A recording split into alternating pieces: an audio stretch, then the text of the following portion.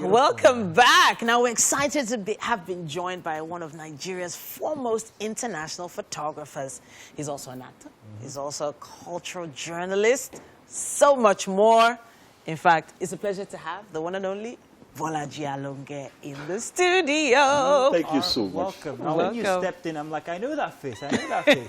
And then I try to remember. It has something to do with comedy. I can't remember the name. But you started in a comedy show, a series or something. Yeah. Yes. Which one was it? I mean, over the years, I've been on TV programs with Kayode Peters. Okay. So there's Ogalan Lord. That's the one. That's it. Good to have you here, Bolaji. Thank you so much. I like to refer to you as a culture curator. Indeed. And your powers are in the use of the lens for photography and everything. And that's what we're here to talk about today. Yeah. You have such a resume. Your exhibitions, although you don't like to call them exhibitions. No, the one currently on. Yeah. Okay. They are exhibitions. Okay, they're all exhibitions anyway. But tell us about your love for pictures, for photographs, and culture. You have this going on, Eyes of a Lagos Boy, which is pretty much what everybody knows you as now. These days, yes. Tell us a bit about it. Yes. It started as a hobby. You know, like I was here 3 years ago and we talked about this. I just started taking pictures of everything I loved. And from there, before I knew it, I ended up with tens of thousands of shots. And I needed to share this with the world. So that was what necessitated the beginning of Eyes of a Lagos Boy. And that was the title of the exhibition we had 3 years ago. Okay. But today, Eyes of a Lagos Boy it has a life of its own. And indeed, we are glad. It's talking about a people, you and I, Africans. You don't even have to come from Lagos to be able to identify with this from what we have seen. So it talks about documenting history. Nice. That's what Eyes of a Lagos Boy is all about, and that's what's been driving us. So some of those shots, when you look at them, you're trying to, you know, well, they always say a picture 1,000 words, right? You decided to go with flowers for this photo show. Yes. Why flowers? There's so many other things you can find in Lagos. Why specifically flowers? Flowers. You know, flowers is something we all have around us. And in our culture, we tend not to pay so much attention to it as some other parts of the world. Fortunately or unfortunately, there's the pandemic. There was the lockdown last year. And I think for many, we finally had the time to start noticing the little things around us that we never had time for. Yeah. I mean, my latest series, which is currently on at Temple Muse in VI, in the last 7 months, I do macro photography. Macro photography. Macro. So this macro photography is about, you know, going right inside these flowers. These flowers, there's nothing. That's what we're they are looking street at flowers. right now, if you can see them. You want to lift that one up? Yeah, let me lift this one up. Now, these are street flowers, like you said. I identified that one real quick. That's a hibiscus. Yes. And it's something everybody can relate to because growing up, we had lots of that around. Exactly. This is another one. I can't remember the name of this, but it looks very familiar. Yes. But looking at these, what do you expect people's emotion? What do you expect to capture out of people's emotion when they see these? So far. Oh, I got it. Yes, so far, looking at these photos, what happens is that some cannot even tell what it really is in the first place. Then when you tell them it's the inside of a flower, wow!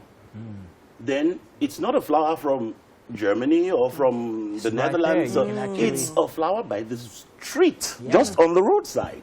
And that really opens up people to really getting to understand that there's actually life in some of the smallest things. You see, it's funny you should say that because just before you came, while I was sat on this couch here, I and Titi actually had that conversation. And I said yesterday, I took out time to just walk about and experience things that they were regularly there, but I never used to pay attention to them. And it made me think, and I said to myself, I think I need to pay more attention to the more intrinsic things of life. And I think that's the emotion that I'm getting off of looking at these pictures right now. Indeed, and I'm happy to hear what you are saying, because that's what I intend to achieve. That's the aim. Yeah. So you mentioned a particular country just now, the Netherlands. Yes. They have this amazing, well, not just a display, farms of flowers, lilies and tulips. At springtime. And it's what they're known for. Yes.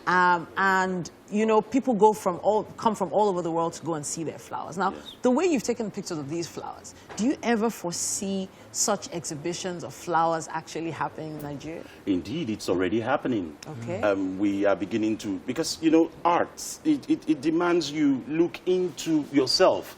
It's a constant search. And it is beginning to happen.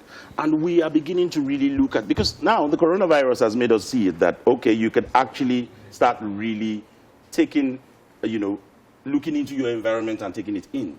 So it is already happening. Okay. And Eyes of a Lagos Boy is pushing it out there All right. for us to see. All right. So where can they come see it? This is at the Muse, did you say? Yes, Temple Muse is in Victoria Island.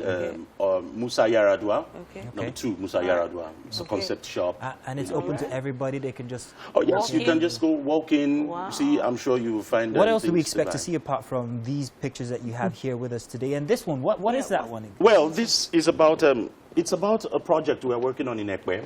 Ekwe? That's the very, very Is inside this of Ekwe right now? This is Yes, Ekwe. that's Ekwe. Yeah. Oh, wow. That's in Ekwe. So we are, water hyacinth is a problem we are Yeah. faced with in Lagos. Well, it depends how you look at it. Sometimes they can be actually quite beautiful, but then again, the way it affects the economy and Yeah. the Very true. ecosystem. Yeah. Very true. I'll tell you, the title of this exhibition, we're planning it at DD Museum. Okay. It's actually called The Beautiful Disaster. Aha. You said it. It looks beautiful. These plants look really beautiful, but it's a problem, especially, those of us in town don't really experience this. We just see Yeah. it pass. Yeah. So what happens is that it goes Yeah. to the very end of Lagos, where the coastal villages are blocked in.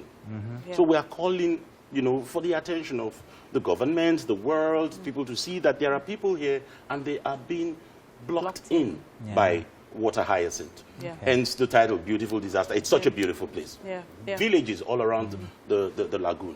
Oh, it's So funny how- it okay. blocks the waterways such that boats can't get in Boats or can't out. get in. They If can't there go are out to fish. emergencies, they Yeah. want to go to the hospital, Yeah. they want to do... Because what Kids happens, want to go to it school, they can't. entangles their The engines. rotors, yeah. Yeah, Yes. exactly, and Yeah. they can't. Yes, they and can't. these are small boats. These are fishermen. They don't have the big engines that can really go through the sea. And I tell you, some of these things are really thick. You could Yeah. actually stand on some of them. Yeah. Yeah. So it's like an island. So we are calling the attention. Your art actually does this. It's not just culture, it's also environmental as well, because you're calling attention to matters that affect people's lives, people's well-being, and also the economy of certain areas in Nigeria. So that's, and not everybody would just sit there and not be picture editing.